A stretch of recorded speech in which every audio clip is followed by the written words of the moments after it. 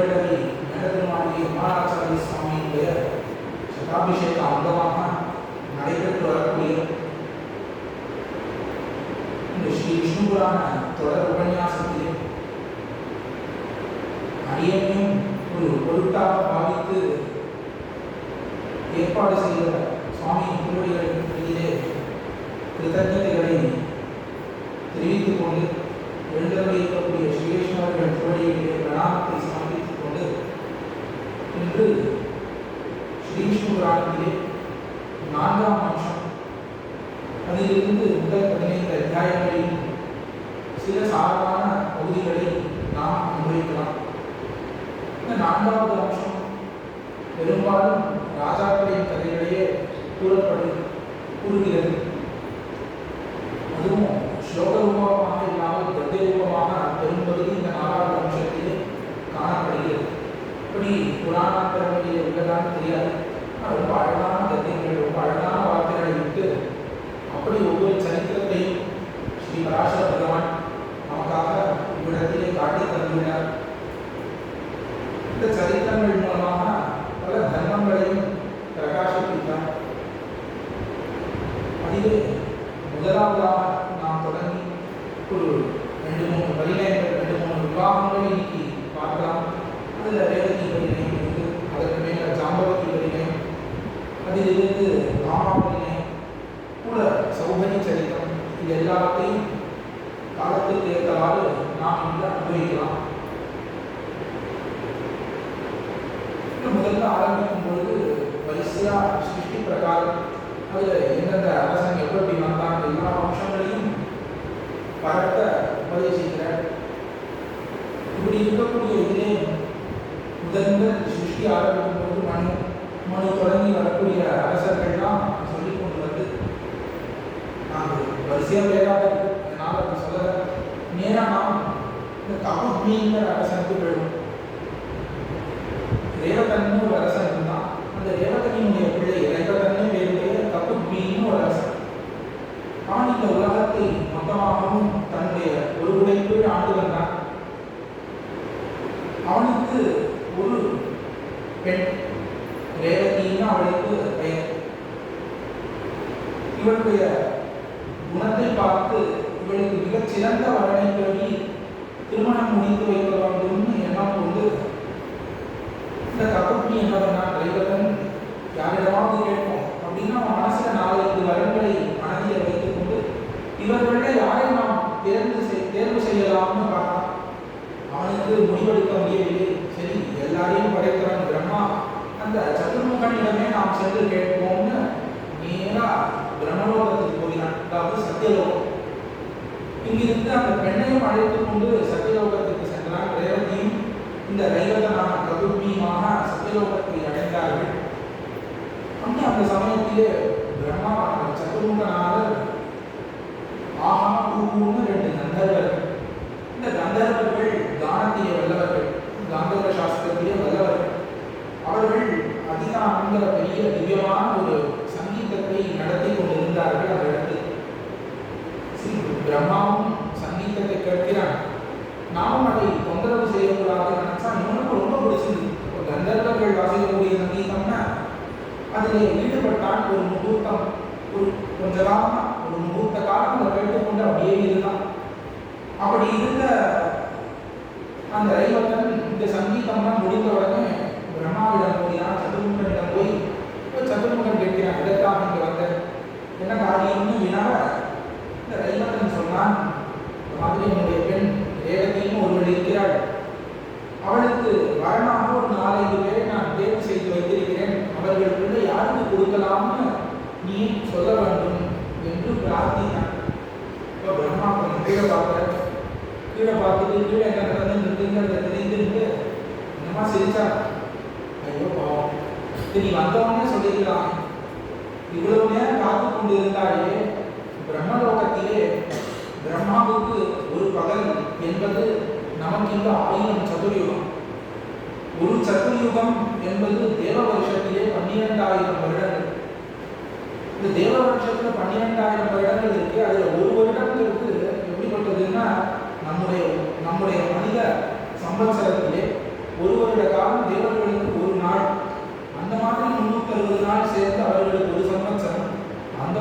12,000 சம்வத்சரம் ஒரு சதுரயுகம். அந்த மாதிரி 1000 சதுரயுகம் பிரம்மாவுக்கு ஒரு பகல் பொழுது. அந்த பகல் பொழுதுல ஒரு முகூர்த்த காலம் போச்சுன்னா கூட இங்க பற்பல சதுரயுகங்கள் ஓடி போயிடும். அப்பதான் பிரம்மா சொல்ற, ஏ ஏ பவதா அபிமதா நைதேஷாம் சாம்பிரதம் புத்திர பௌத்திர அபத்தியாபத்திய சந்ததிர பிராணிகளே. நீ யாரையோ நினைச்சிட்டு இருக்க வரனா, அவன் இல்லாங்கிறது இல்லை. அவனுடைய புத்திரன் பௌத்திரன் அவனுடைய சந்ததியை அழிஞ்சு போயிடும். அவன் சந்ததி இருந்த அடையாளம் கூட இந்த பூமியில கிடையாது. இப்ப போய் நீ அவனை கேட்கிறாய். இந்த காலப்படுத்தின பாடு இந்த சத்தியலோகத்திற்கு வந்ததினாலே நீயும் பெண் மட்டும் அப்படியே இருக்க, உங்களுக்கு மட்டும் எந்த விகாரமும் ஏற்படவில்லைன்னு சொன்ன. அவனுக்கு ரொம்ப வருத்தமாக இப்படி ஆயிடுச்சு. அதனால இப்ப யாராவது இருக்கா கொடுக்கறதுக்கு, இப்ப யாருக்காவது நான் கொடுக்குறேன், இப்ப பூமியில இருக்கிறது சிறந்தவரன் யாராவது இருந்தா சொல்ல வேண்டும்னு இந்த ரைவதன் பிரம்மாவிடம் கேட்கிறான். அப்ப அந்த சதுர்முகன் நான் சிந்தனை பண்ணி, உனக்கு நல்ல வரன் வேண்டும்னா நீ ஏற்கனவே காலத்தினால ரொம்ப கஷ்டப்பட்ட, இப்படி காலத்தினால கஷ்டப்பட்ட உனக்கு காலத்துக்கு தலைவனானவன் தான் வரனாக வர வேண்டும். கலா முகூர்த்தாதி மேஷ்டகாரோ நயத்தி பூத்தே பரிணாம ஹேதுன்னு எவனுடைய விபூதியிலே இந்த நிமிடம் நொடி மணி நேரம் இந்த மாதிரி முகூர்த்தம்னு இருக்கக்கூடிய இந்த காலங்கள்லாம் எந்த விபூதியில எவனுடைய விபூதியில எந்த ஒரு மாற்றத்தையும் செய்யாதோ அப்படிப்பட்ட அஜனான எம்பெருமான் அவனைத்தான் நீ மாப்பிள்ளையாக வரிக்க வேண்டும். அப்பதான் இந்த காலத்துக்கு விகாரம் எதுவும் நம்மை பாதிக்காது. அப்படிப்பட்ட இந்த எம்பெருமான் இருக்கானே, எஸ்ய பிரசாதா ராமச்சுதஸ்ய பூத பிரஜாஸ்ரீ கரோந்தகாரி அப்படின்னு எவனுடைய பிரசாதத்தினாலே நான் இப்படி சிருஷ்டிகர்த்தாவா இருக்கேன், எவனுடைய பிரசாதத்தினாலே எவனுடைய கோபத்தினாலே ருத்ரன் சம்ஹாரகர்த்தாவாக இருக்கிறான், அப்படிப்பட்ட எம்பெருமான் இருக்கானே அச்சுதன், அவன் இப்பொழுது பூமியிலே பூபாலத்தை போக்குவதற்காக அவதரித்திருக்கிறான். பலராமனாகவும் கண்ணன் பெருமானாகவும் 2 பேராக அவன் அவதரித்திருக்கிறான். இப்போ இந்த ரைவதன் ஆண்டு கொண்டிருந்த இடம் பேரு குஷஸ்தலின்னு பேரு. குஷஸ்தலின்னு அந்த இடத்துக்கு பேரு. எந்த இடத்தை இந்த ரைவதன் ஆண்டு கொண்டு வந்தானோ அந்த இடமே தான் இன்று துவாரகையாக மாறிவிட்டது. அதற்கு பேர் இப்ப துவாரகை. நீ இருந்த இடத்திலே தான் இந்த பலராமன் இருக்கிற இந்த மகாபுருஷன் விஷ்ணுவினுடைய அம்சமாக பூமியிலே அவதரித்து அங்கு எழுதப்படி இருக்கிறார். அவருக்குத்தான் நீ உன் பெண்ணை கொடுக்க வேண்டும், வேற யாரும் நல்ல வரன் கிடையாது. இவ்வளவு காலத்தினால ஏற்பட்ட பரிணாமங்களை போக்குவதற்கு காலத்துக்கு அந்தர்யாமியான எம்பெருமான் தான் தக்கவன்னு சொல்கிறார். இதை கேட்டு அவரும் கீழவர் ரைவதனும் தன்னுடைய பெண்ணான ரேவதியை அழைத்துக் கொண்டு சத்தியலோகத்திலிருந்து பூமிக்கு வந்தா பூமியில எல்லாரும் ரொம்ப குள்ளமா இருக்கும். பூமியில பார்த்தா ததர்ஷ கஸ்வான் புருஷான் விரூபான் பார்த்தா வித்தியாசமா இருக்கும். அல்பௌஜசா ரொம்ப சக்தியே இல்லை அவளுக்கு, பார்த்தா சாமர்த்தியமே இல்லை. இந்த காலத்திலேயே இப்போ ரொம்ப வயசானவர்கள்லாம் எடுத்துக்கொண்டா அவர்கள் இப்ப இருக்கிற சின்னவர்களை பார்த்து, அந்த காலத்துல நான் அந்த வேலை செஞ்சேன், அந்த காலத்துல நான் 100 கிலோ தூக்கினேன், 10 கிலோ உன்னால தூக்க முடியலையே, அந்த காலத்துல கடுகுல காரம் இருந்தது இப்ப காரம் இல்லை, அந்த காலத்துல உப்புல ஓரத்து இருந்தது இப்ப அதுவும் இல்லை அப்படின்னு இந்த 100 வருஷ காலங்களிலே இவ்வளவு பரிணாமங்கள், இவ்வளவு வீரியத்துல ஒரு குறைபாடு பார்க்கிறோம். இப்ப பகூனி பல சதுர்யுகங்கள் கடந்து போன பிறகு என்ன வீரம் இருக்கும்? அவன் பார்த்த வீரமும் இவர்கள் பார்த்த வீரமும் ரொம்ப வித்தியாசமானது. அப்ப இப்படி இருக்கக்கூடிய காலத்திலே நேரா குஷஸ்தலி ஆகிய அந்த துவாரகைக்கு சென்றான். அங்கு பலராமனை பார்த்தான். பலராமனை பார்த்து தன்னுடைய பெண்ணை அங்கீகரிக்க வேண்டும் பிரார்த்தித்துக் கொண்டு அவர்கள் இருவருக்குமாக ரேவதிக்கும் பலராமனுக்கும் விவாகம் நடைபெற்றது. பார்த்தா இந்த ரேவதி இவளும் உயரமா இருக்கும். ரேவதி அவள் ரொம்ப முன்னாடி பல சதுர்யுகங்களுக்கு முன்னாடி பிறந்தவள். அவளும் அந்த சதுர்யுகத்துக்கு தக்க உயரத்துல இருக்கா. பலராமன் சின்னவரா இருக்கா. பலராமன் உள்ளமா இருக்க, அவள் அவ்வளவு பெருசு இருக்கா. பலராமன் பார்த்த இது எப்படி சரி வரும்? இப்பதான் பயோடேட்டா ஹைட்டும் போறாரு, ஹைட்டும் சரியா இருக்கணும். விவாகத்துக்குங்கிறதுனால தன்னுடைய கலப்பையினால் அவள் தோளில போட்டு ஒரு இழுத்த, அப்படியே அவளை குறுக்கி கொண்டு தனக்கு ஏற்றாற்போல மாற்றிக்கொண்டு அவரும் அவளை கைப்பிடித்தார். இப்படித்தான் இந்த ரேவதி பரிணயம்ங்கிறது இந்த பூவுலகத்திலே துவாரகையிலே ரைவதனுடைய பெண்ணான ரேவதிக்கும் விஷ்ணுவின் அம்சமான பலராமனுக்கும்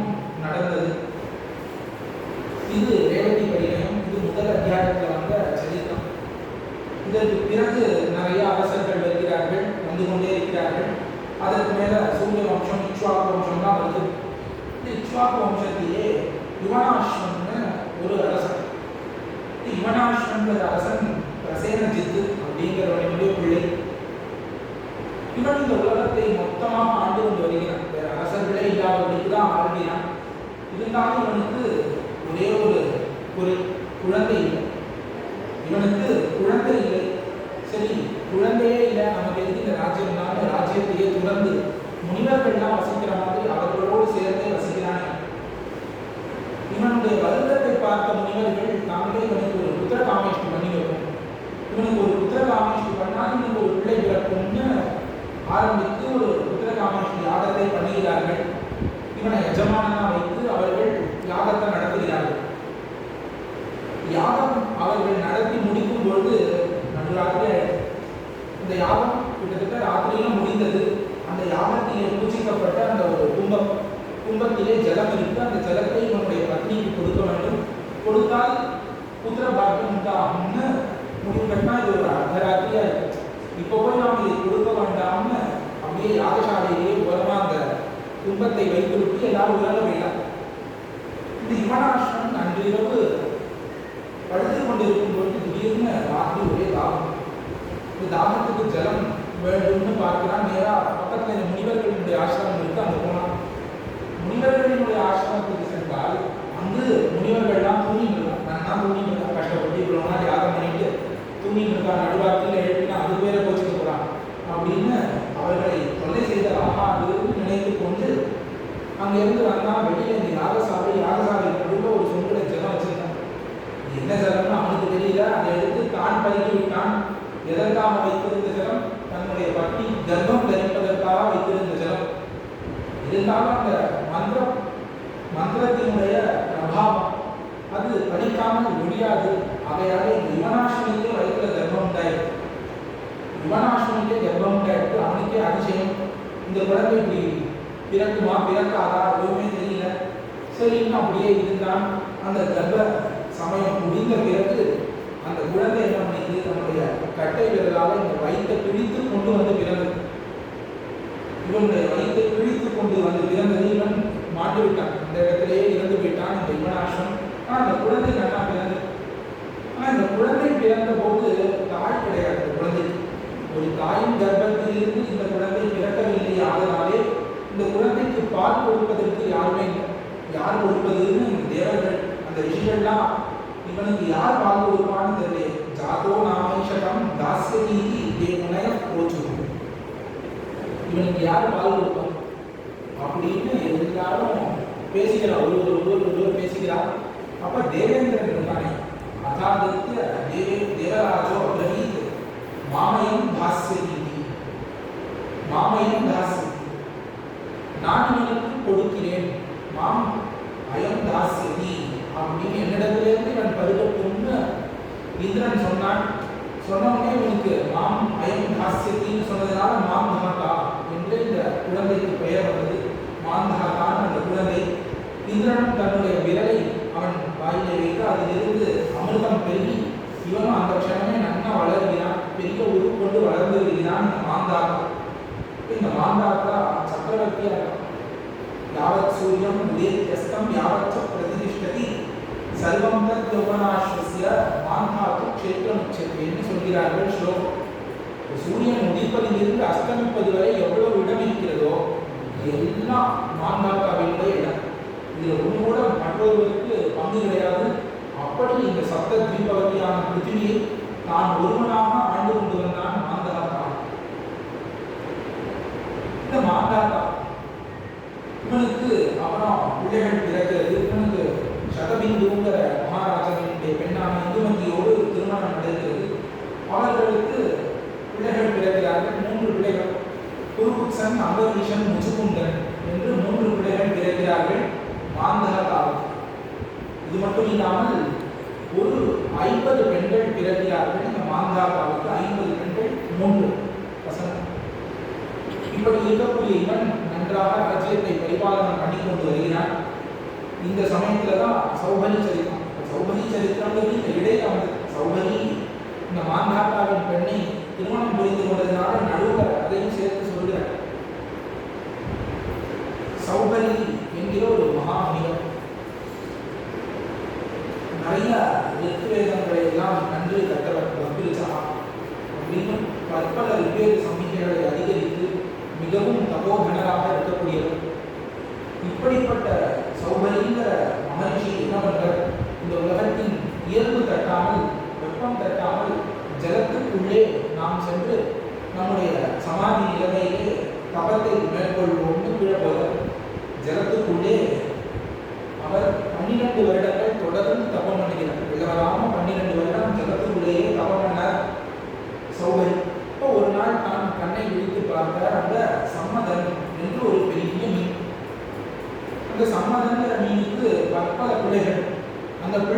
பற்பல பிள்ளைகள், நிறைய பேரன் பேத்தி அப்படின்னு ஒரு பெரிய குடும்பம். இப்போ மீன்லாம் குட்டி போட்டால் 100 கணக்காக போகும். அந்த மாதிரி ஒரு 100-200 குட்டி மீன்களோடு பேரன் பேத்தி பிள்ளைன்னு இந்த மாதிரி அந்த சம்மதம் தெரிந்து கொண்டே இருக்கிறது அந்த ஜலத்துக்கு நடுவில். அப்போ சில பேர் இந்த சில குட்டிகள் அதுக்கு முன்னாடி வந்து நிற்கிறது, சில பேர் 2 பக்கமாக வந்து எனக்கு குஞ்சுகிறார்கள், சில பேர் சில குட்டிகள் வால் அருகிலே வந்து நிற்கின்றன. இந்த மாதிரி அந்த மீன் எப்பொழுதும் இந்த குட்டிகளோடு விளையாடி கொண்டு அந்த சம்மதங்கிற மீன் அவ்வளவு சந்தோஷமா அந்த ஜலத்துல சஞ்சரித்து கொண்டு இருக்கிறது. இது ஒரு நாள் பார்த்தான் சௌதரி. தினமும் இதுவே பார்வையாக ஆச்சு. தினமும் தபஸை விட்டான், தினமும் கண்ண முடிக்க வேண்டியது, இந்த மீன் எப்படி விளையாடுறதுன்னு பார்க்க வேண்டியது. இப்படியே பல நாட்கள் கழித்தான். கழிந்துட்டு ஒரு நாள் அவனுக்கு யோசித்தான். இந்த ஆசைங்கிறது அவன் மனதிலே வந்து புகுந்தது. அதோ தன்யம், இந்த மீன் குட்டி எவ்வளவு புண்ணியம் பண்ணியிருக்கணும், எவ்வளவு பாக்கியசாலி இந்த மீன் குட்டி. இந்த மீனாக பிறக்கணும்னு யாராவது நினைப்பாரா? மீன்கிறது அனபிமதமான ஒரு ஜென்மம்.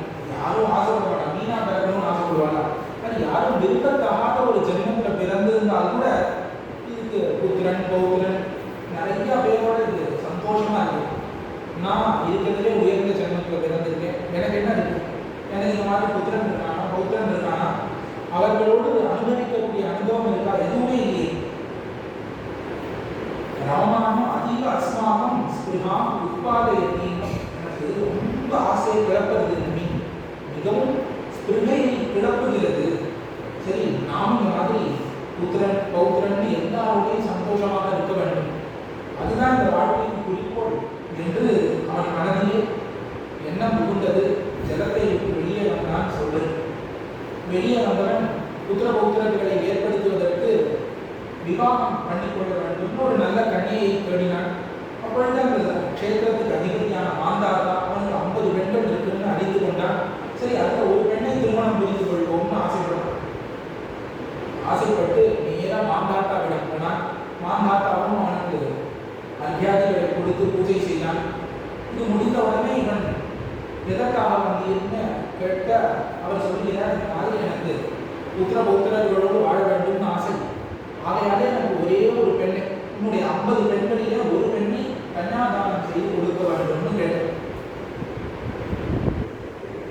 சரி, இது வேற யாருக்கோ கேட்டுக்கலாம், ராஜா பெண்ணு தான் வேணுமான யாரும் கொடுப்பாளான்னு தெரியாது.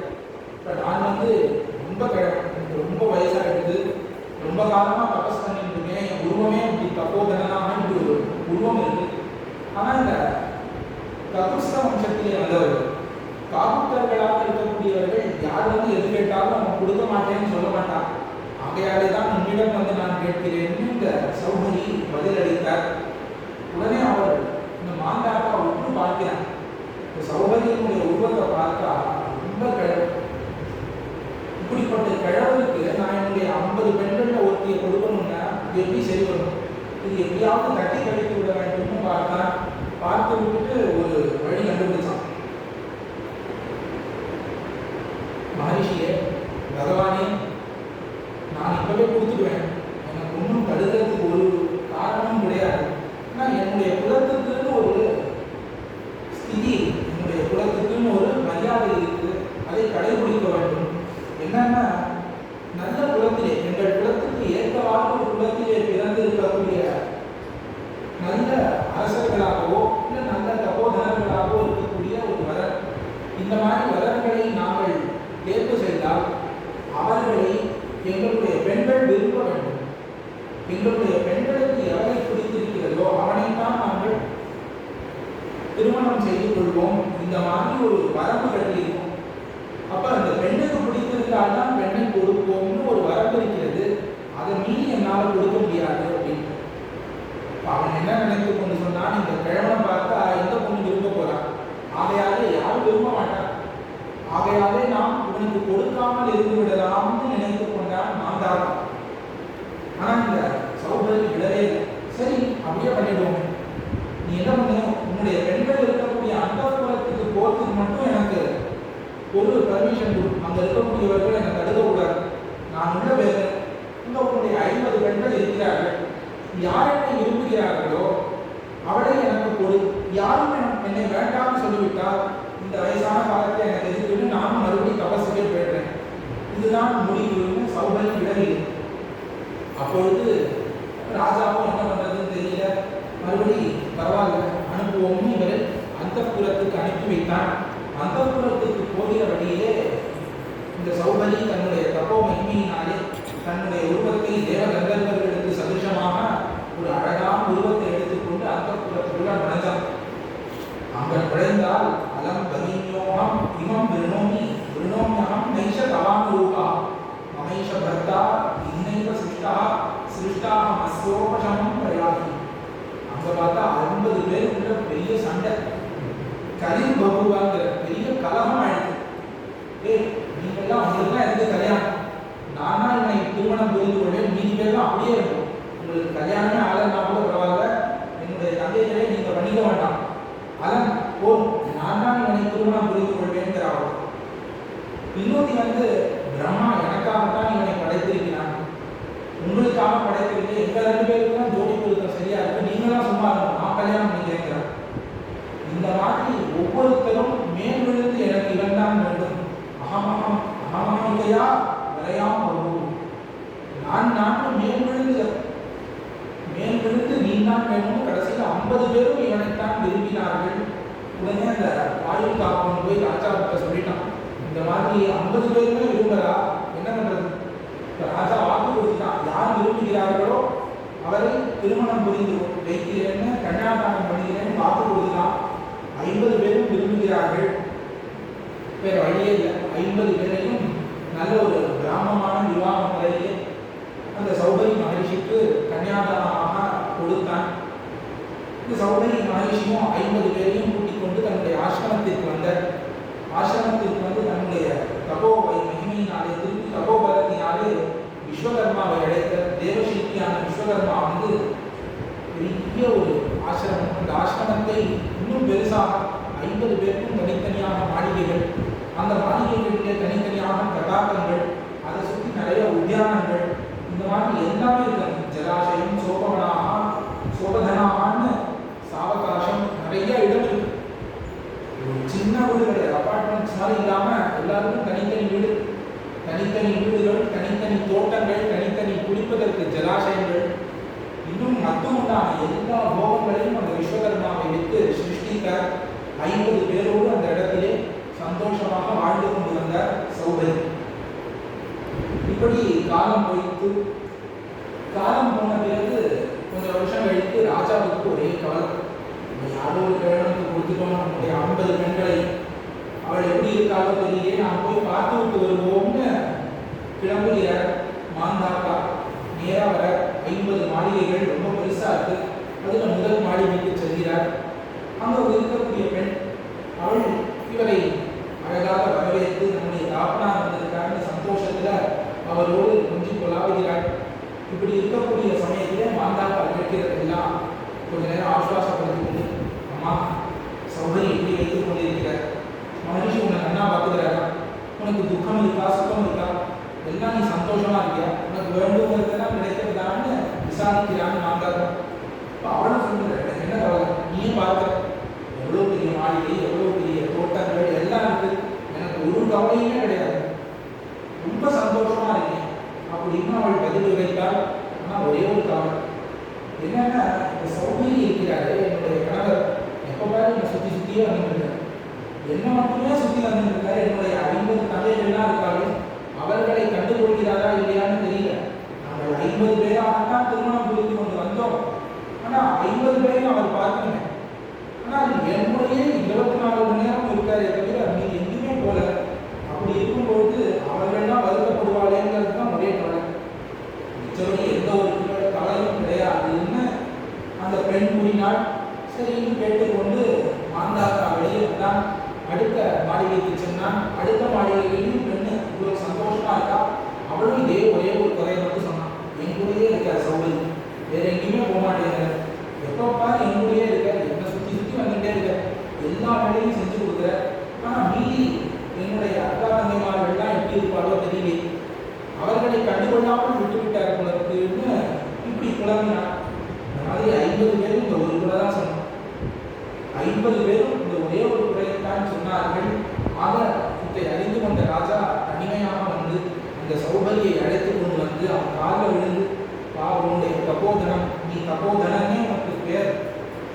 உன்னுடைய அந்த பிரபாவத்தை அறியாமல் நான் என்னமோ நினைத்துக் கொண்டிருந்தேன்.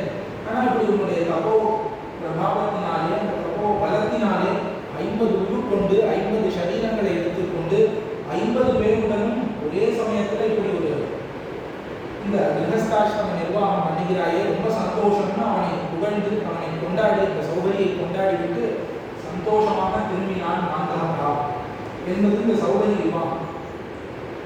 ஆனால் இந்த சௌகரிக்கு என்னாச்சு? தபசு பண்ணியிருந்தார், 50 பேரை திருமணம் புரிந்து கொண்டார், 50 பேரோட காலம் கடந்து போச்சு, 150 பிள்ளைகள் உண்டானார்கள். இப்போ ஒருத்தருக்கு 3 பேருமே 150 குழந்தைகள் சௌகரிக்கு பிறந்தார்கள். அவர்கள்லாம் பிறந்து வளர்ந்து கொண்டு இருக்கும் பொழுது சௌகரி பார்க்கிறார், இந்த குழந்தை ஒவ்வொன்றும் பிறக்கிறது. பிறந்த உடனே இந்த குழந்தை மழலை சொல்ல என் அப்பான்னு கூப்பிடுவேன், என்னை ஐயான்னு கூப்பிடுவேன். அதற்கு மேலே இது யவனம் வந்த உடனே கொஞ்சம் பாலனாக இருக்கும்போது தவழும், அதற்கப்புறம் நடக்கும். இதற்கு யவனம் வந்த உடனே இதற்கு நாம் விவாகம் பண்ணி வைக்க வேண்டும்.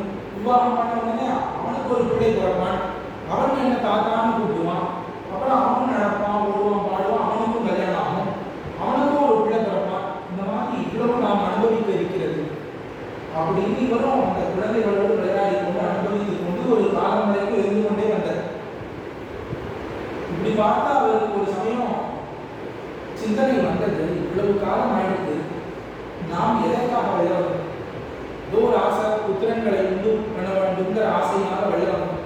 சரி, அந்த ஆசை தீர்ந்து போயிடும் நினைத்து கொண்டு வந்தோம். விவாகம் பண்ணிக்கொண்டால் அந்த ஆசை தீர்ந்து போயிடும்னு நினைத்து கொண்டு வந்தோம். ஆனால் என்ன ஆயிடுது? வளர்ந்துட்டே போயிட்டு வளர்ந்து கொண்டே போகிறதுன்னு யோசிக்க ஆரம்பிச்சார். மனோரதா அனாம்ன சமாப்திரஸ்தி வருஷானுகே நாப்யகவா விலக்ஷைஹி. 10,000 வருஷம் நான் வாழ்ந்தா கூட இந்த மனோரதங்கள் ஆசைகளுக்கு ஒரு முடிவும் வராது போகிறது. சரி, 10,000 வருஷம் முடியாது, 1,00,000 வருஷம் இருக்கும், 1,00,000 இது முடியாது போகிறது. ஏன்னா இது மரம் மாதிரி ஒரு மரம் முளைக்கும், அதிலிருந்து விதை முளைக்கும், திரும்பி அதிலிருந்து இன்னொரு மரம் முளைக்கும். எதுவுமே இது அழிய போவதே இல்லை. பூர்ணேஷு பூர்ணேஷு மனோரதானாம் உற்பத்தய சந்தி புனர்நவானாம். ஒரு மனோரதம் முடிந்தது, ஒரு ஆசை முடிந்தது, தீர்த்ததுன்னா அப்படியே உடலே புதுசா ஒரு ஆசை வருது. இப்போ குழந்தை பிறக்கிறது. இன்னைக்கு பத்யாம் ததா யௌவனினஸ்ச தாதா, குழந்தை பிறக்கணும்னு முதல்ல ஆசைப்பட்டேன், குழந்தை பிறந்துட்டு சரி ஆசை தீர்ந்துட்டான தீரலை. குழந்தை பிறந்த உடனே ஆசை தீர்ந்துன்னு தான் பரவாயில்ல.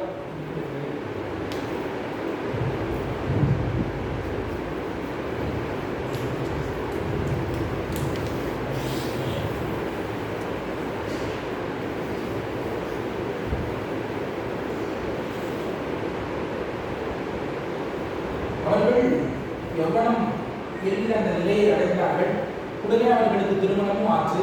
அதோடைய ஆசைகள் தான் அவர்களுக்கு பேரன் பிறக்க வேண்டும்னு ஆசை வருது. பேரன்கள் பிறந்த அந்த பேரன்களுக்கு ஒரு கல்யாணம் ஆகணும்னு ஆசை வருது. இப்படி ஆசைகள் வந்து கொண்டே தான் இருக்கிறது. இப்போ இந்த காலத்திலே ஒரு 50 வயசு ஆகிடுச்சுன்னா எல்லாரும் என்ன சொல்ல ஆரம்பிப்பாங்க, பிள்ளைக்கு கல்யாணம் பண்ணிட்டா போதும், அதுக்கப்புறம் நான் நிம்மதியாக இருந்துருவேன்பா. பிள்ளைக்கு கல்யாணம் போது கல்யாணம் ஆச்சுன்னா என்ன ஆகும்? அடுத்தது அவர்களுக்கு ஒரு குழந்தை மட்டும் பிறந்துட்டா போதும், அதுக்கப்புறம் நான் நிம்மதியாக இருந்துருவேன். அவர்களுக்கு குழந்தை பிறந்துட்டா அதுக்கு ஒரு 20 வயசு ஆகிற வரைக்கும் நமக்கு ஒரு வேளை உயிர் தங்கிடுச்சுன்னா கல்யாணத்தை பார்க்கறதுக்காக தான் நான் இன்னும் உயிரோட இருக்கேன். இப்போ இவர்கள் எதற்காக இருக்காருன்னு அவர்களுக்கும் தெரியாது. ஒருவேளை அப்படியும் உயிர் தங்கி அவர்களுக்கும் கல்யாணம் ஆகி பொண்ணு பேர்த்தையும் பிறந்துட்டாங்க, அவர்களுக்கு கல்யாணம் ஆகிற வரைக்கும் உயிர் தங்கணும்னு ஆசை மறுபடியும் வந்துடும். இப்போ உயிர் தங்கம் எதுக்காகோ இப்படி மாற்றி மாற்றி உயிர் தங்குவதற்கு ஆசைப்படுகிறோமே தவிர அதற்கு ஒரு முடிவுங்கிறது எப்படி வரப்போகுது? எப்படிதான் வரப்போகுது? திரக்ஷாமி தேஷாம் அபிஜேத் பிரசூதி மனோரதோ மே கவிதா அர்த்தோன்யம். இதேதான் சௌகரி புலம்பர். நான் என் பிள்ளைகள் 150 பேர் இருக்கா, அவர்களுக்கு பிள்ளை பிறந்ததை நான் பார்த்துட்டேன் அப்படின்னா நான் நிம்மதியாக இருப்பேன்னு கிடையாது. மறுபடியும் எனக்கு வேற ஏதாவது ஒரு ஆசை வரத்தான் போகும். இப்போ இந்த ஆசைகளுக்கு ஒரு எண்ணெய் பூர்ணிய பிதஸ்யா பரஸ்ய ஜன்ம நிவாரியத்தை எங்கேனும் மனோரதஸ்ய, அதுவும் நிறைவாயிட்டுனா வேற ஏதாவது வரப்போகுது. ஆசைகள் அதுக்கு ஒரு அளவே இல்லை. கடல்ல அலை நிற்காத மாதிரி ஆசைகளும் இந்த சம்சாரம் ஆகிய கடல்ல நிற்கவே போகுது. யார் இதை போக்குவா? இந்த மனோரதங்கள் இந்த ஆசைகளிலேயே சுழன்று கொண்டு இருக்கக்கூடிய நம்மை யார் தான் ரட்சிப்பார்கள்னு யோசித்தார் இந்த சௌமி. கடைசியில் வேற வழியே கிடையாது.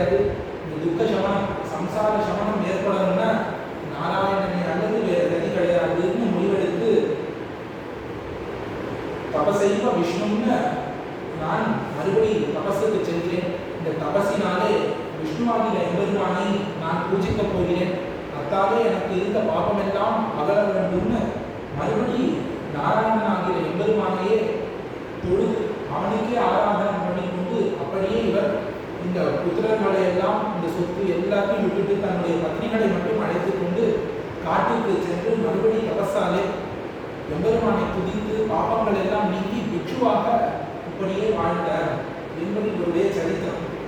இப்போ எதுக்கு இவருடைய சரித்திரம் பெருசா சொன்னேன்னா, மைத்ரேயருக்கு மனசுல எழுந்துக்கும் பராசரத்தை இவ்வளவு பெருசா சொல்லியது. நம்ம ராஜவம்சம் பார்த்துன்னு இருக்கும், நடுவில் சௌபரி சரித்திரம் எதற்குன்னா, எஷ்டைதத் சௌபரி சரிதம் அனுஸ்மரதி பட்டதி பாடயதி ஸ்ருணோதி ஸ்ராவயதி தரத் அவதாரயதி லிதத் ஏகயதி சிக்ஷயத் அத்யாபயதி உபதிஷதி வா தஸ்ய அஷ்டௌ ஜன்மானின்னு ஆரம்பிக்கிறது. சௌபரி சரித்திரம் இருக்கே சாதாரண சரித்திரம் இல்லை. இந்த சௌபரி சரித்திரத்தை எவனாவது ஒருவன் நினைத்தால், படித்தால், கற்பித்தால், கேட்டால், இல்லை கேட்க வைத்தால், மனதிலே தரித்தால், மற்றொருவனுக்கு சொல்லிக் கொடுத்தால், எழுதினால், இல்லை எழுத வைத்தால், யாருக்காவது சொல்லிக் கொடுத்தால், அத்தியாபனம் செய்தால், உபதேசம் பண்ணால், யாரு என்ன வேணா பண்ணலாம். இந்த சௌபரி சரித்திரத்திலே இதில் ஏதாவது ஒன்று பண்ணா போதும், அவனுக்கு இன்னும் வரக்கூடிய 8 பிறவிகளிலே அவன் நல்ல வழியை விட்டு இந்த மாதிரி சௌபரி மாதிரி தீய வழிக்கு செல்ல மாட்டான்.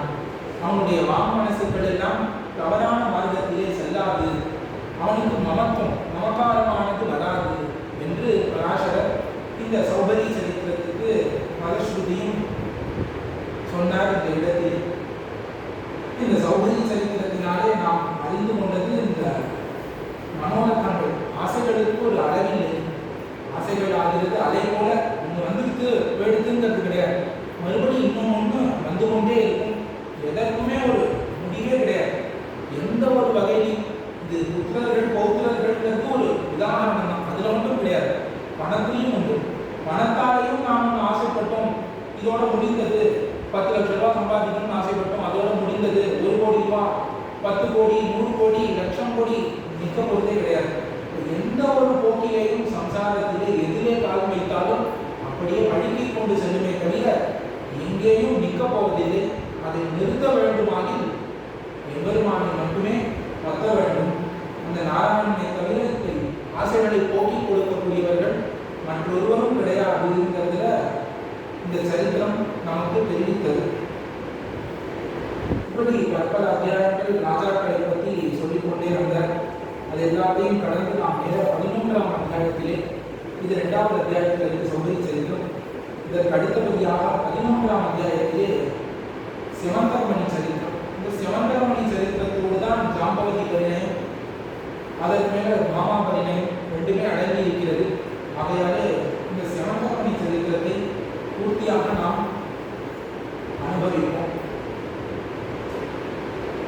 ஸ்ரீ விஷ்ணு புராணம் 4வது வம்சத்திலே 13ஆம் அத்தியாயத்திலே இது கூறப்பட்டிருக்கிறது. ராஜாக்களின் வரிசையிலே விஷ்ணின்னு ஒரு அரசன்.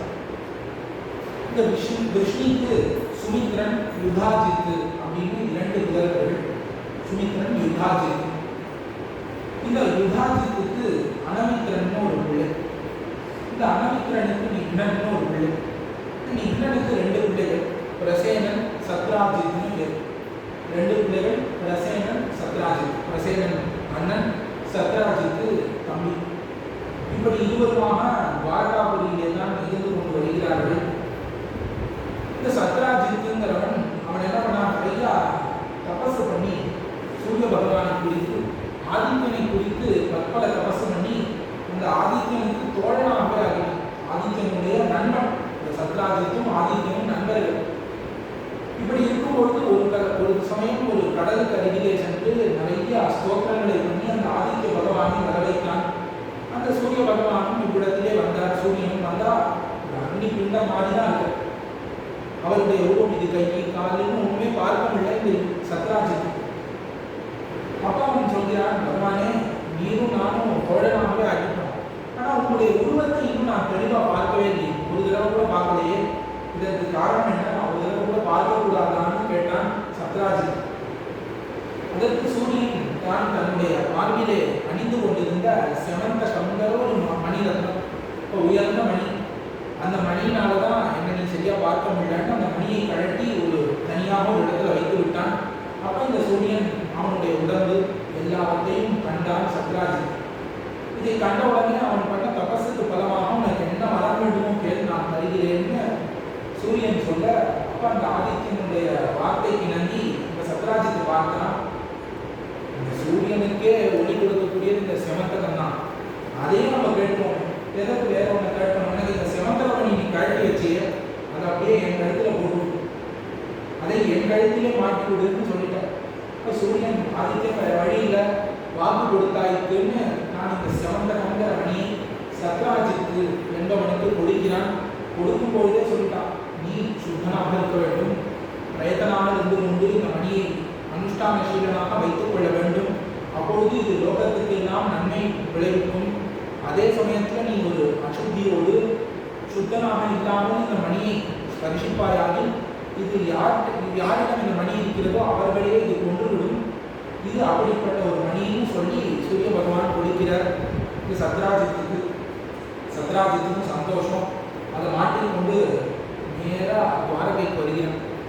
துவாரகைக்கு வந்தவொடனே அங்கே இருக்கக்கூடிய யாதவர்கள்லாம் பார்த்து பகவந்தம் திருஷ்டம் மூணாமயம் ஆதித்யா ஆயாதி.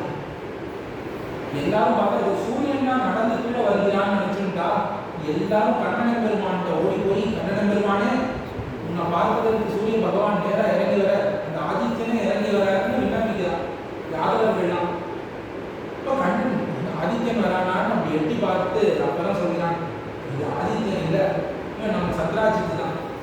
நம்ம சத்ராஜித்து செமந்தகமணியினுடைய பிரபாவத்தினாலே இப்படி ஒளிர்கிறான் அப்படின்னு சொல்லி உடனே அவனை வரவழைத்து எல்லாரும் என்ன நடந்ததுன்னு பேசி சத்ராஜித்தும் அவனுடைய கிரகத்தில் போய் சந்தோஷமாக அந்த மணியை வைத்துக் கொண்டு பிரதிதினம் அந்த மணி என்ன பண்ணுவோம்னா 8 பாரம் தங்கம், சுவர்ணம் 8 பாரம் தங்கத்தை ஒவ்வொரு நாளும் கொடுக்கும். அதை உரியவனுக்கு சுத்தமாக அதை வைத்துக் கொண்டிருந்தால் ஒவ்வொரு நாளும் 8 பாரம் தங்கத்தை கொடுக்கும்.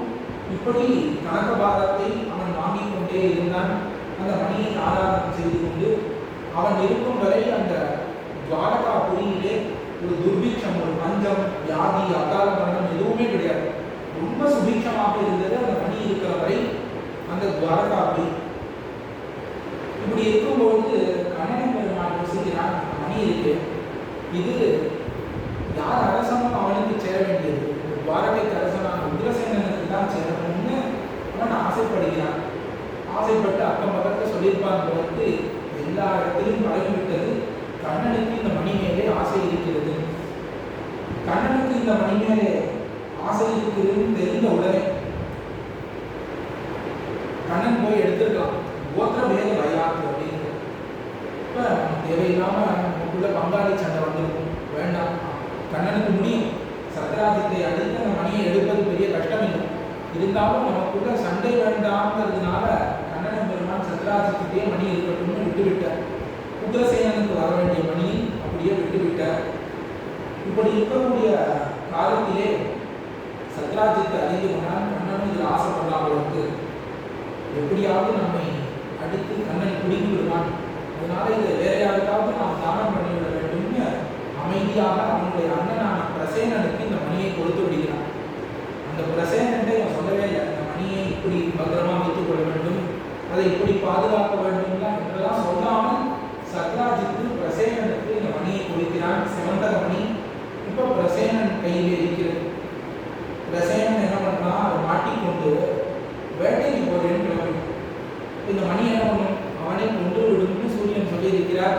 ஆகையால் வேட்டைக்கு போன இவனை ஒரு சிம்மமானது அடித்து கொன்று விட்டு இவனிடமிருந்து அந்த செவந்தக மணியை தப்பி கொண்டு சென்று விட்டது. குதிரையோடு சேர்த்து கொண்டு, இவன் குதிரையும் இல்லை இவனும் இல்லை, இந்த பிரசேனன் மாண்டு விட்டான். இப்படி இந்த செவந்தக மணியை அந்த சிம்மம் கவிக்கொண்டு சென்ற பொழுது அந்த இருக்கக்கூடிய அந்த ஜாம்பவான், கரடிகளின் தலைவனான ஜாம்பவான் அந்த சிம்மத்தை கொன்று அந்த மணியை எடுத்துக்கொண்டு தன்னுடைய குகைக்கு போயிட்டார். அந்த சுகுமாரன் ஒரு குழந்தை இருக்கிறது, அந்த குழந்தைக்கு இந்த மணியை ஒரு விளையாட்டு பொருளாக வைத்து விட்டார் ஜாம்பவான்.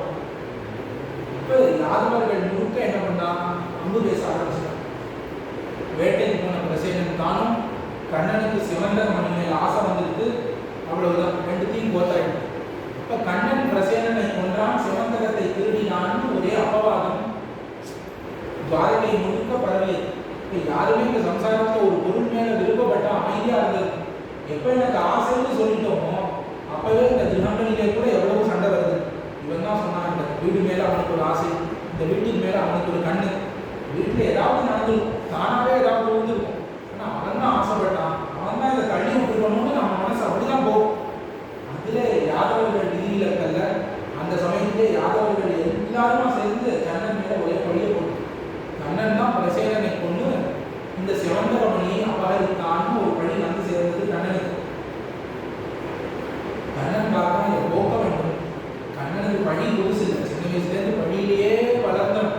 அப்படி இருக்கக்கூடியவன் தான் செஞ்சதுக்கு பழினா ஏற்றுவான், செய்யாததுக்கு பழின்னா அதை பொறுத்து கொள்ள முடியவில்லை, இந்த பழியை போக்கிக் கொள்ள வேண்டும்னு பார்ப்பான். ஆகையாலே தான் யாதவர்கள் எல்லாம் அழைத்து கொண்டு படையை திரட்டி கொண்டு இந்த பிரசேனன் குதிரை சென்ற மார்க்கமாக கண்டுபிடித்து காட்டுக்குள்ள போனா நம்ம பிரசேனன் இறந்து கிடக்கிறான், அவனுடைய குதிரையும் கிடக்கிறது. அவனை தேடி பார்த்தா சிவந்தரமணி அங்கேயும் இல்லை.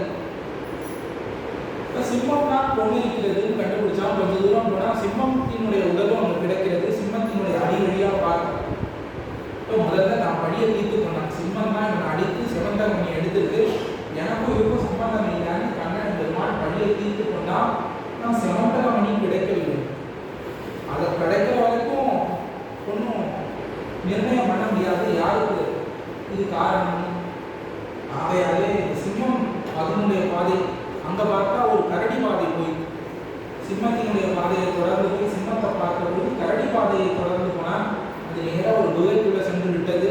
குகைக்கு வெளியிலேயே இந்த யாதவர்கள் படையெல்லாம் நிறுத்திவிட்டு கண்ணன் மாத்திரம் குகைக்குள்ள போனான். இந்த குகைக்குள்ள போகும்போது என்ன ஆயிடுது, அந்த குகைக்குள்ளே ஒரு பெண், அந்த பெண் என்ன பண்றா, ஒரு குழந்தையை வைத்து அதை கொஞ்சி கொண்டு நல்லா அதை லாலனம் பண்ணி கொண்டு இருக்கிறாள். அந்த குழந்தைக்கு விளையாட்டு பொருளாக இந்த மணி அங்கே வைக்கப்பட்டிருக்கிறது. இந்த கண்ணன் பார்த்தா அப்ப அந்த பெண் ஒரு ஸ்லோகம் சொல்கிறார். சிம்மம் பிரசேனம் அவதி சிம்மோ ஜாம்பவதா சுகுமாரக மாரோதி தவத்வேஷ சுமந்தகா. சிம்மம் பிரசேனனை கொன்னது, அந்த சிம்மத்தை ஜாம்பவான் கொன்னான். அதனால குழந்தாய் நீ அழாத, மணி உன்னோடு தான் அப்படின்னு இந்த கதையை முழுக்க ஒரே ஸ்லோகத்தை கண்ணனுக்கு சொல்லி கொடுத்துட்டா அந்த பெண்ணானவர். இதை கேட்டு இந்த கதையெல்லாம் தெரிந்து கொண்ட கண்ணன் ஆச்சரியமா அந்த மணியை பார்க்கலாம். பார்த்த உடனே அந்த குழந்தை பார்க்கறதுக்கு யாரோ புதுசா வந்திருக்காளே, இந்த மணியையே உத்து உத்து பார்க்கிறாளே, நம்முடைய விளையாட்டு பொம்மை. இப்போ சின்ன ஒரு விளையாட்டு பொம்மை, குழந்தையுடைய சுபாவம் தெரியும், அதை யாரும் பறிக்க விடாது, இது கத்த ஆரம்பிச்சிருக்கு. உடனே அந்த பெண்ணும் கத்துகிறாள், ஜாம்பவான் வந்துட்டார். அங்கே இதை கேட்டு ஜாம்பவானுக்கு அந்த இருக்கிற இது யாரு என்ன ஒண்ணுமே தெரியல, யாரோ வந்திருக்கா சிவந்தரத்தை பறிக்க போகிறார்கள். நேராக யுத்தத்துக்கு வந்த கண்ணனும் விடாம யுத்தம் பண்ணான். 21 நாள், ஒரு நாள் 2 நாள் இல்லை, 21 நாள் யுத்தம் நடந்து கொண்டே இருந்தது. ஒரு 7-8 நாள் வரைக்கும் வெள்ளை யாதவர்கள் எல்லாம் பொறுமையா இருந்தார். அதற்கப்புறம் கண்ணன்னா ஒரு நாள்ல முடிச்சிடும். கண்ணன் எப்போ இவ்வளவு நாள் ஆகி வரலையோ அப்ப கண்ணன் இறந்து விட்டான். கண்ணனே இல்லை, கண்ணனே கொண்டாடுவதற்குன்னு யாதவர்கள் நேராக துவாரகாபுரிக்கு வந்து கண்ணன் மாண்டு விட்டான்னு எல்லாருக்கும் செய்தி பரப்பி எல்லாரும் கண்ணனுக்கு சம்ஸ்காரங்கள்லாம் பண்ணி சிரார்த்தங்கள்லாம் பண்ணி முடிச்சுட்டான். இந்த மாதிரி சிரார்த்தங்கள்லாம் பண்ண அந்த சிரார்த்தங்களிலே கொடுக்கக்கூடிய அவிசுகளினாலே அந்த பாகங்களினாலே கண்ணனுக்கு சக்தி ஏறியதுங்கிற என்ன சிரார்த்தம் சிரத்தையாக பண்ண வேண்டும்ங்கிற ஒரு காரணத்தை வலியுறுத்தி இந்த இடத்துல மகரிஷி இவ்வாறாக உபதேசிக்கிறார். இப்படி இருக்கிற ஜாம்பவானுக்கு 21 நாள் வரைக்கும் ஆகாரம் இல்லை, எவ்வளவோ யுத்தம் பண்ணியும் ஜெயிக்க முடியல. யுத்தத்தை நிறுத்தினான். ஜாம்பவான் கண்ணனை பார்த்து நீ யாருன்னு தெரியல, ஆனால் உன்னை தேவர்களாலேயும் ஜெயிக்க முடியாதுன்னு மட்டும் தெரிந்து கொண்டேன். உன்னை சொல்றேன், உன்னோட யுத்தம் பண்ணேன், எல்லாம் நடந்தது. நீ என்னுடைய சுவாமியான ராமபிரான் போலே நீனும் நாராயணனுடைய அவதாரமாகத்தான் இருக்க வேண்டும்னு கண்ணனிடம் சொன்னார்.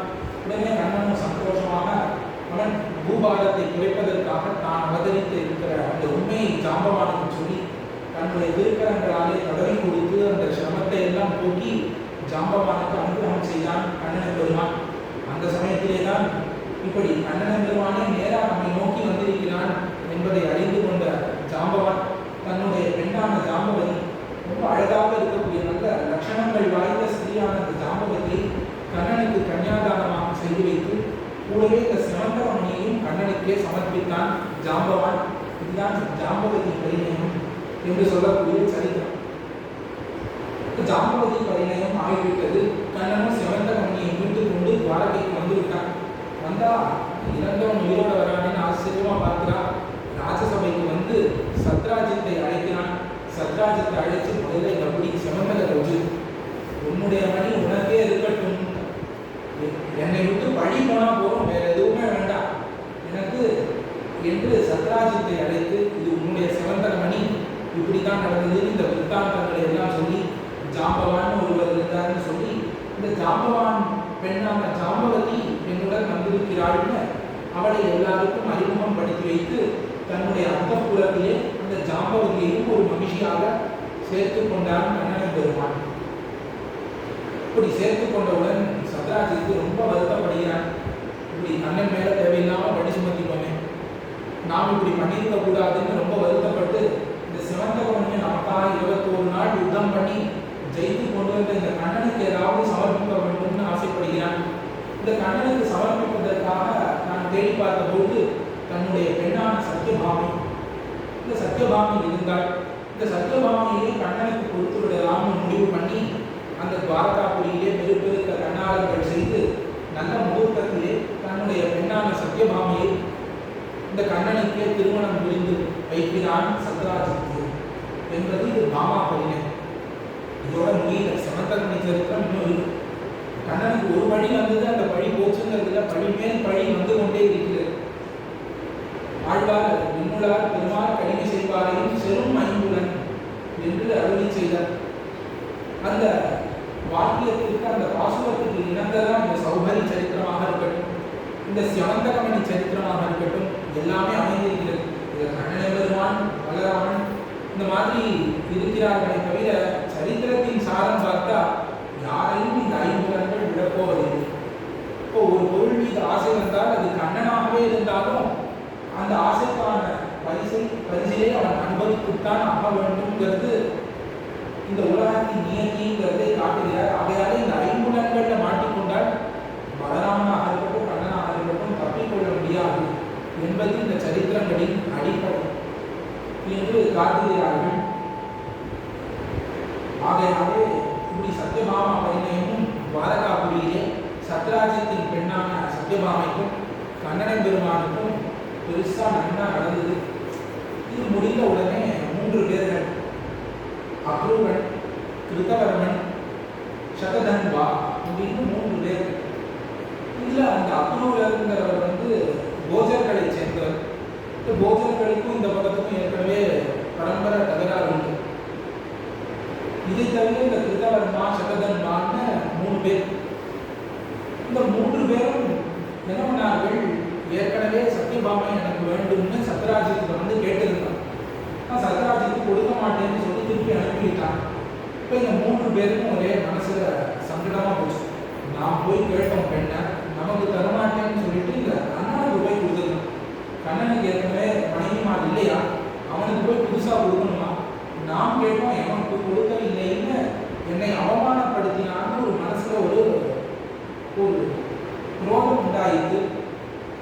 இல்லை இந்த அக்ரூரனும் கிருத்தவர்மாவும் நேரம் பேசி கண்ணன்ட்ட யுத்தம் பண்ண முடியல. இந்த கிருத்தவர்மா ரொம்ப மோசம். அவன் என்ன பண்ணா, நேராக சததன்மாட்ட அக்ரூரனை கூட்டிட்டு போய், சததன்மா நீங்க அப்பேற்பட்ட வீரன், இப்பேற்பட்ட வீரன் உன்னை அவமானப்படுத்தினான் இந்த சத்ராஜித்து, எங்களுக்கு அதெல்லாம் நமக்கு பரவாயில்ல, நாம விட்டுடுவோம். உனக்கு அவன் பெண்ணான சத்யபாமையை தராமல் கண்ணனுக்கு கொடுத்தானே, இதோட உனக்கு வேற அவமானமே கிடையாது. இனிமே அந்த சத்ராஜித்து உயிரோடு இருந்து என்ன பிரயோஜனம், அவன் உயிரோடு இருந்தால் உனக்கு அது தோஷம் அப்படின்னு சததன்பாவை நல்லா ஏற்றி விடுறான். சததன்பாவும் அதை கேட்டு அந்த ஸ்துதியிலே மயங்கி எப்படியாவது சத்ராஜித்தை கொல்ல வேண்டும், நீ சத்ராஜித்தை கொள்வாயாகி நானும் அக்ரூரனும் கிருத்தவர்மாவும் அக்ரூரனும் துணையாக நிற்கிறோம்னு வாக்கு கொடுத்து முடிவு பண்ணான். இந்த சமயத்தில் என்ன ஆயிடுச்சுன்னா, அந்த ஜதுகிரகம் அந்த அரக்கு மாளிகை எரிந்தது, பாண்டவர்கள் தங்கி இருந்த அரக்கு மாளிகை எரிந்து போனதுன்னு செய்தி துவாரகைக்கு வந்தது. கண்ணனுக்கு தெரியும் பாண்டவர்கள் தப்பித்து விட்டார்கள். இருந்தாலும் கண்ணன் போய் துரியோதனன் இப்ப விசாரிக்கல, பாண்டவர்கள் போயிட்டாலாமே அப்படின்னு துக்கம் விசாரிக்கலன்னா பாண்டவர்கள் இன்னும் உயிரோட தான் இருக்கான்னு துரியோதனன் தெரிந்து கொள்வான்ற காரணத்தினால கண்ணன் பெருமாள் பரணாமகம் போய் நாம் துரியோதனனை பார்த்து விசாரிப்போம்னு கிளம்பினான். துவாரகையிலிருந்து இந்த ஜகுகுலம் அரக்கு மாளிகை விஷயமாக கண்ணன் பெருமான் இப்ப வெளில போயிருக்கு. இதுதான் தக்க சமயம். கண்ணன் இல்லை, இப்ப சத்ராஜித்தை நாம் கொல்லலாம்னு முடிவு பண்ணா யுத்தம் தான் பண்ணல. சத்ராஜித்து தூங்கிட்டு இருக்கச்சே நேரா போய் அவனை கொண்டு விடுகிறான் சததர்மன். கொண்டு விட்டு அவனுடைய சிவந்தரமணியை அபகரித்து கொண்டு வந்து விடுகிறான். சிவந்தரமணியை அபகரித்து கொண்டு வந்து விட்டான் இந்த சததர்மன். அடுத்த நாள் காலத்தை பார்த்தா சத்ராஜித் இல்ல, கண்ணனும் இல்ல. சத்யபாமை தன்னுடைய தகப்பனாரை இழந்து மிகவும் வருத்தப்பட்டார். ரொம்ப வருத்தப்பட்டால் சத்யபாமை. இந்த பாமை வருத்தப்பட்டு என்ன பண்றதுன்னு தெரியாம கண்ணனும் அருகில் இல்லைன்னு அவளே நேராக புறப்பட்டு கண்ணன் இருக்கும் இடத்திற்கு சென்றாள். கண்ணனை பார்த்தாள். பார்த்துவிட்டு இந்த மாதிரி ஆயிடுச்சு. சத்ராஜித்தை சததர்மா என்கிறவன் தூங்கும் பொழுது கொண்டு விட்டான். நாம் எப்படியாவது இதற்கு பழிவாங்க வேண்டும்.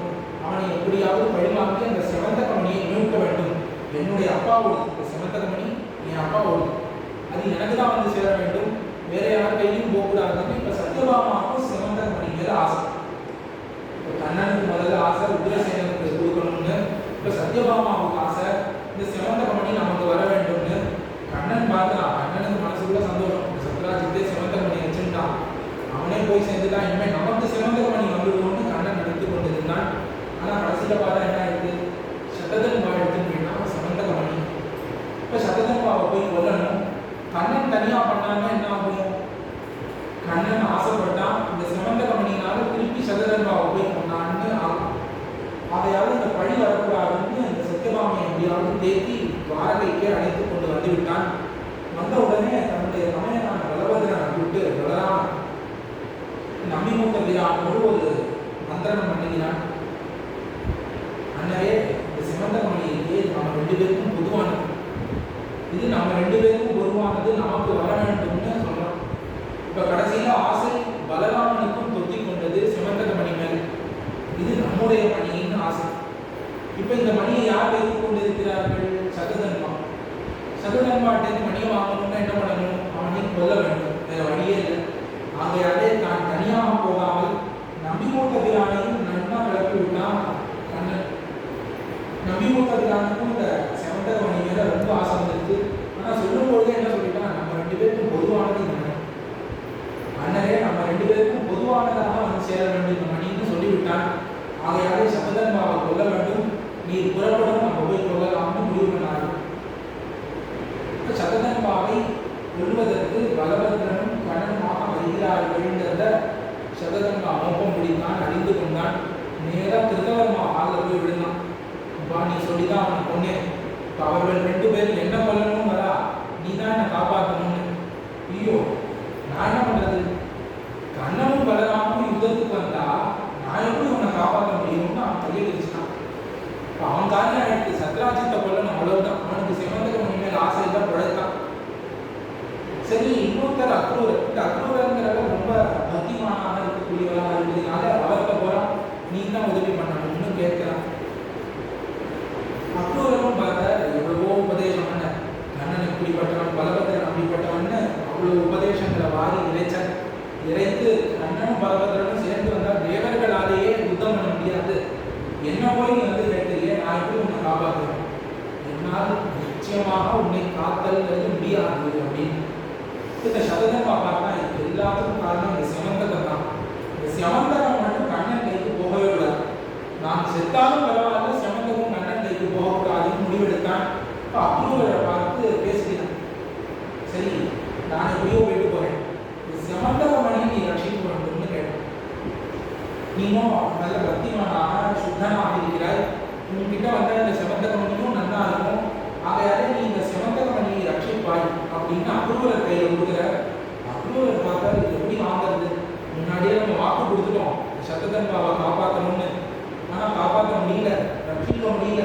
சரி, இந்த செவந்தகமணியாவது ரட்சிப்போம்னு நினைத்த ஒரு நிபந்தனை, ஒரே ஒரு நிபந்தனை. என்ன நிபந்தனை, நீ இந்த சமந்தகமணியை கொடுத்துரு. உன் உயிர் போற சமயத்துல கூட யார் என்ன பண்ணி உங்க கேட்டாலும் நீ சமந்தகமணியை என்கிட்ட கொடுத்தேன்னு சொல்லக்கூடாது. உன் உயிரே போனாலும் சமந்தகமணியை நான் அக்ரூரருக்கு கொடுத்தேன்றதை நீ யார்த்தையும் சொல்லக்கூடாதுன்னு ஒரு சத்தியம் வாங்கிட்டார். அக்ரூர் வாங்கி கொண்டு சததன் அனுப்பி வைத்தார். அக்ரூரமும் அந்த மணியை யாருக்கும் தெரியாமல் தன்னுடைய கழுத்திலே போட்டுக்கொண்டு இருக்கிறார். இப்படி இருக்கிற காலத்திலே பலபத்ரன் கண்ணனுமாக 2 பேரும் பேர்ல சததன் பாவத்திலே போறார். எங்கேயோ போயிட்டான். இதே நாட்டு மிதிலா நாட்டு எல்லை வரைக்கும் ஓடினான். ஓடி ஒரு இடத்துல அவனுடைய குதிரையானது ரொம்ப சிரமப்பட்டு நின்று விட்டது. குதிரையை விட்டுட்டு தான் இறங்கி நடந்து ஓட ஆரம்பிச்சுதான் இந்த சததன் பாவம். கண்ணனும் பலபத்ரனும் பார்க்கிறார்கள். கண்ணன் பார்க்க என்ன தேர்ல கூட வரல, நடந்து ஓடுறவனை போய் நான் போய் குதிரையில பிடிச்சா எனக்கு என்ன கௌரவம். அதனால பலபத்ரனை அங்கேயே நிறுத்தி வைத்து விட்டு நான் நடந்து போய் அவனை கொள்றேன்னு கண்ணன் இறங்கி அவனை துரத்திலே பின்னாடி போனார். துரத்திலே போனார். அவனும் ஓடிக்கிட்டே இருந்தான். கண்ணன் பார்க்க எவ்வளோ நேரம் ஓடுறது அப்படின்னு தன்னுடைய சக்கராயுதத்தை பிரயோகித்தார். அவனுடைய தலை துண்டு துண்டாக விழுந்தது. பலராமனும் பின்னாடியே வந்தார். வந்து இப்ப பலராமனுக்கு என்ன வேணும்? சததன்பா இல்லை, செமந்தகமணியை தேடினார். செமந்தகமணியை தேடினா சததன்பாட்டும் இல்லை. உடனே அவர் பார்த்த அவருக்கு இருக்கிறதுலே ரொம்ப கோபம். அவரும் ஆசைப்பட்டார் இல்லையா, அவரையும் விடலை. அவரும் எம்பெருமானின் அவதாரமாக இருந்தாலும் அவரையும் இந்த ஆசையானது விட்டு வைக்கவில்லை. கண்ணனை பார்த்த திருட்டு பெயரே அப்படின்னு எனக்கு தெரியும், நீ தான் இந்த திருட்டு வேலையெல்லாம் பண்ணியிருப்ப, என்கிட்ட நீ தான் ஆசையை கலப்பின. ஆசையை கலப்பி விட்டு இப்போ பார்த்தா சுமந்தகமணியை நீ திருடிட்ட. நீ என்னை தேர்ல அங்கேயே இருக்கு, நான் போய் அவனை கொள்றேன்னு சொல்றச்சே நான் யோசிச்சிருக்கேன் உன்னை தனியா விடக்கூடாது. ஆனால் இப்போ என்ன ஆயிடுது, நீ தனியா விட்டது எனக்கு ஆபத்தாக போயிட்டது. இந்த செவந்தகமணி என்கிட்ட வரவே இல்லை. நீ என் தம்பியாக இருப்பதினாலே, நீ என்னுடைய தம்பியாக இருப்பதினாலே நான் உன்னை விடுகிறேன்னு சொல்லி எனக்கு நீயும் வேண்டாம், துவாரகையும் வேண்டாம், சொந்தமும் வேண்டாம், எதுவும் வேண்டாம்னு சொல்லிவிட்டு அங்கேயே மிதிலா நாட்டிலே விதேக நாட்டிலே சென்று அங்கே ஜனக மகாராஜா அவனுக்கு நல்ல சத்காரங்களை எல்லாம் செய்து அங்கேயே வசிக்க வைக்கிறார். அங்கேயே இருந்து விடுகிறான் பலபத்ரன். இப்போ பலராமன் இங்கு இருக்கும்போது தான் துரியோதனன் இந்த நாட்டிற்கு வந்து பலராமன் இடத்திலே கதாயுத பயிற்சி, யுத்த பயிற்சியெல்லாம் எடுத்துக்கொள்கிறான்.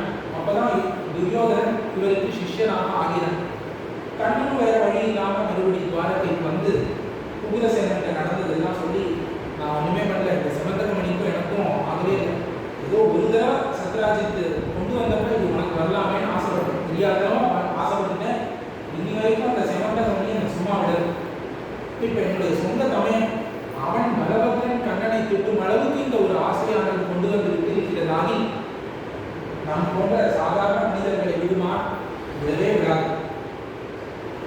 அப்புறம் ஒரு 2-3 வருட காலங்கள் கழித்து உக்ரசேனன் முதலானவர்கள்லாம் துவாரகையில் இல்லை கிருஷ்ணன் கண்டிப்பாக திருடிக்க மாட்டான்னு நம்பி நிறைய ஆள் அனுப்பி பலபத்ரனை நம்ப வைத்து மறுபடியும் அவனை கஷ்டப்பட்டு கூட்டிட்டு வந்து துவாரகையில் வைத்து விட்டார்கள்.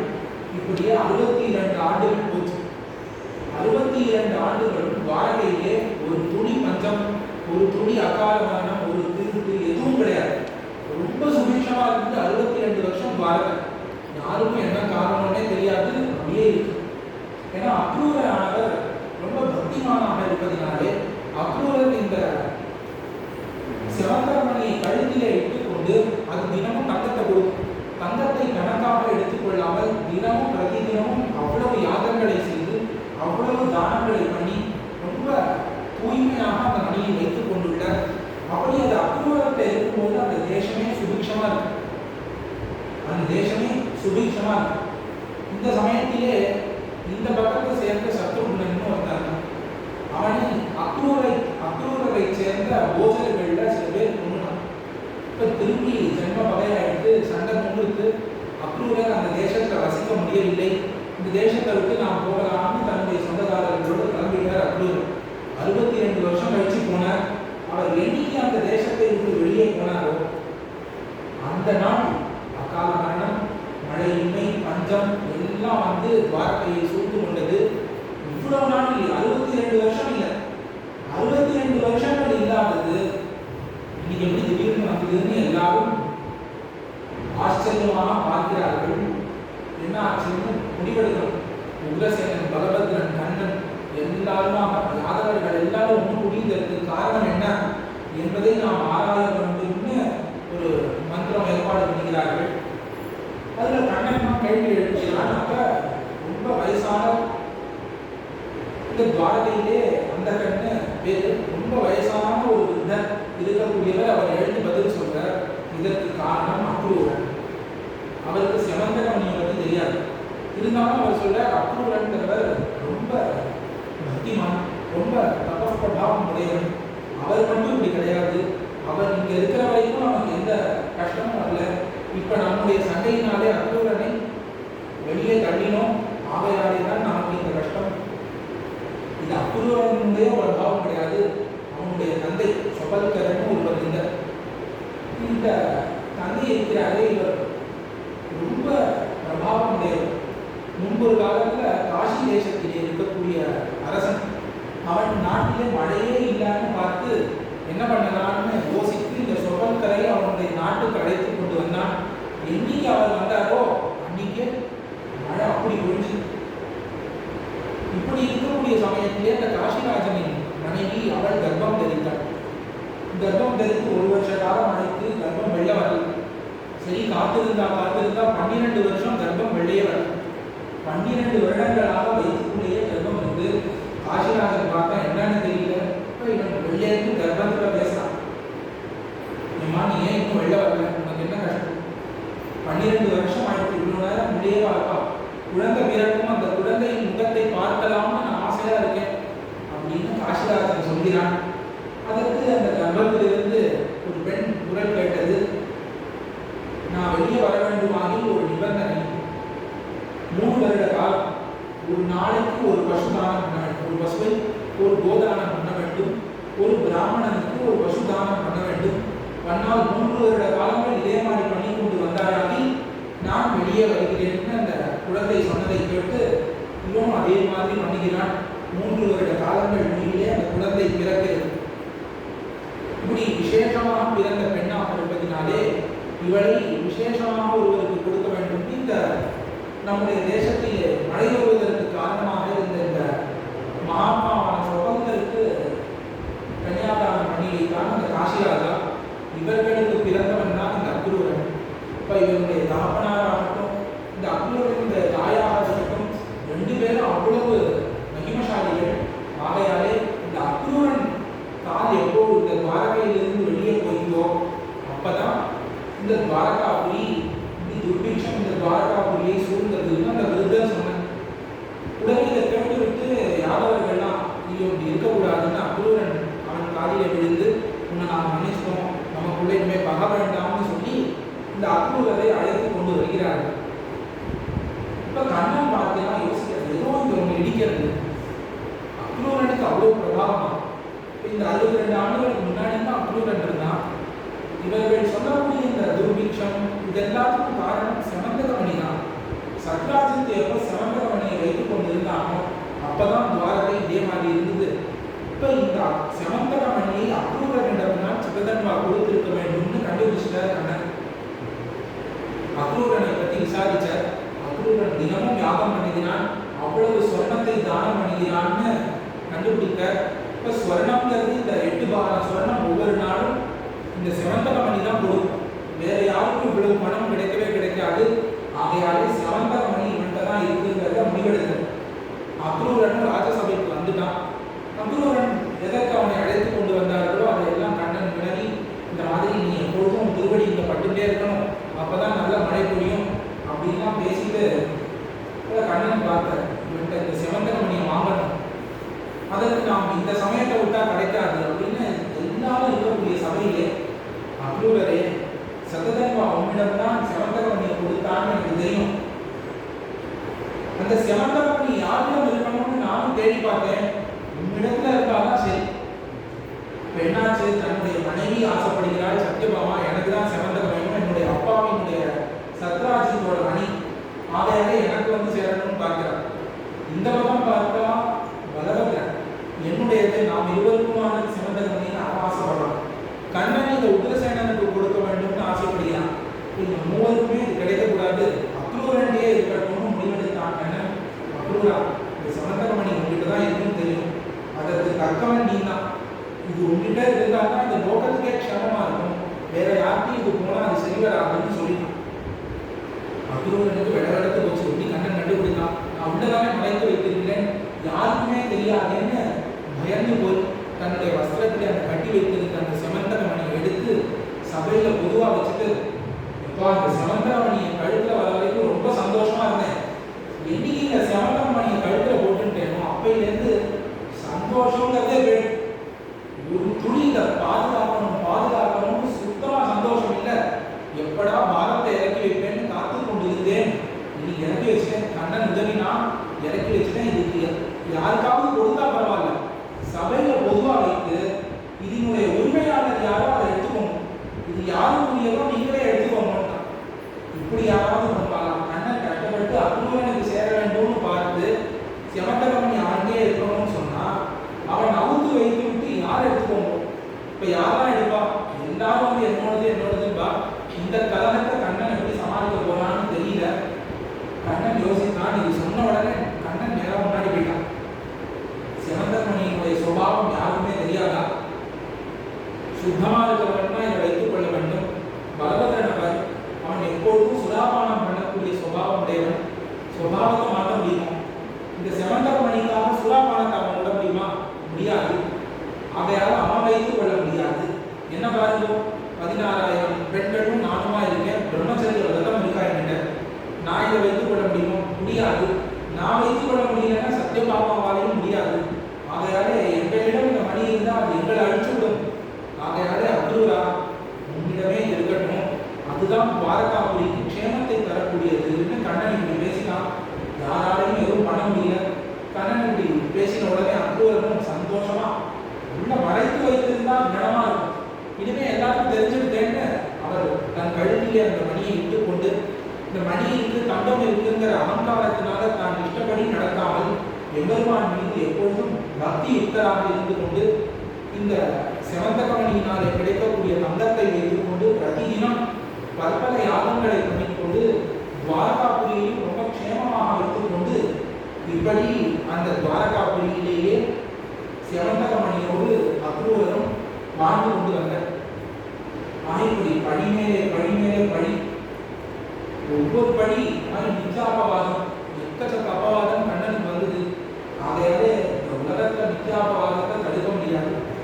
அந்த மித்யாபவாதத்தை தடுக்கவும் ஆகி இந்த சரித்திரத்தை அனைவரும் படிக்க வேண்டியது அப்படின்னு மித்யாபிஷஸ்து பவதி ந தஸ்ய கதாச்சித் இத்யேதத் பகவதோ மித்யாபிஷஸ்தி சாதனம் யஹ ஸ்மரதி ந தஸ்ய கதாச்சித் அல்பாபி மித்யாபிஷஸ்தி பவதி அவ்யாஹதா அகிலேந்திரியஸ்ச அகில பாவ மோக்ஷம் அவாப்னோதின்னு முடிக்கிற பராசரர் இந்த செமந்தகமணி உபாக்கியானத்தை ரொம்ப பிரம்மச்சரியாதி குணங்களோடு கூட அக்ரூரன் வைத்திருந்தார் இந்த செமந்தகமணியையும் பார்த்தோம். ஆகையாலே இந்த எம்பெருமானுக்கு ஏற்பட்ட ஒரு பொய்யான அபவாதம், எம்பெருமானுக்கே ஏற்பட்ட ஒரு பொய்யான அபவாதம், அதை எம்பெருமான் எப்படி துடைத்துக் கொண்டார், எவ்வளவு கஷ்டப்பட்டான். முதல்ல யாதவர்கள் சத்ராஜித்துக்கு சந்தேகம் வந்து ரசேனன் அவன் கொண்டான் என்று சத்ராஜித்தினுடைய அபவாதத்தை துடைத்தான். உடனே யாதவர்களுக்கெல்லாம் வந்தது ஜாம்பவானோடு 21 நாள் யுத்தம் பண்ணி அந்த அபவாதத்தை கஷ்டப்பட்டு துடைத்தான். அதற்கு மேல சததன்பா அவன் இந்த செமந்தகமணியை திரும்பின்னு போய் பலபத்திரனே கிருஷ்ணனோட சண்டை போட்டு 3 வருடம் பிரியும்படிக்கு ஒரு தேவையில்லாத அபவாதம் வந்தது. இவ்வளவு பலபத்திரனாக இருக்கட்டும் கண்ணனை இப்படி கொடுமையான திட்டி இப்படி பருஷமான வார்த்தைகளை சொல்லி பிரிவானாக்கும், இப்படிலாம் நம்ம வந்து யோசித்து பார்த்தே இருக்க மாட்டோம். அப்படி ஒரு கஷ்டத்தை இந்த செமந்தகமணி பொருளிலே இருக்கக்கூடிய ஒரு ஆசை ஏற்படுத்தியது.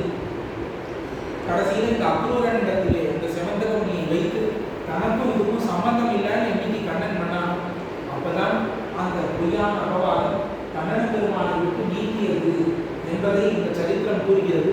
இப்படி கூறக்கூடிய இந்த சரித்திரத்தை யார் ஒருவர் மனதாலே நினைக்கிறாரோ அவர்களுக்கு இந்த பொய்யான அபவாதம் நீங்கும் என்று இதற்கு பலஸ்ருதி சொல்லி அவருக்கு உடம்பெல்லாம் எல்லா இந்திரியங்களும் தன் இஷ்டத்துக்கு போகாமல் வசத்திலே இருக்கும், அவன் எல்லா பாவத்திலிருந்தும் விடுபடுவான் என்று இதற்கு பலஸ்ருதியையும் கூறி பராசரர் இந்த இந்த சரித்திரத்தை முடிக்கிறார்.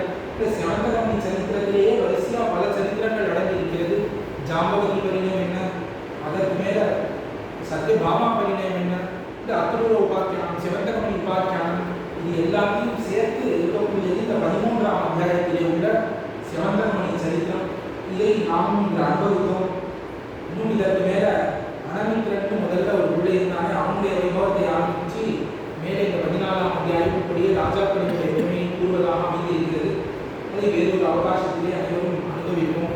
இன்று அடியேன் சொன்னவற்றிலே குற்றங்கள் இருந்து சமிக்க பிரார்த்தி அமைகிறேன். ஆழ்வார் திருவடிகளே சரணம்.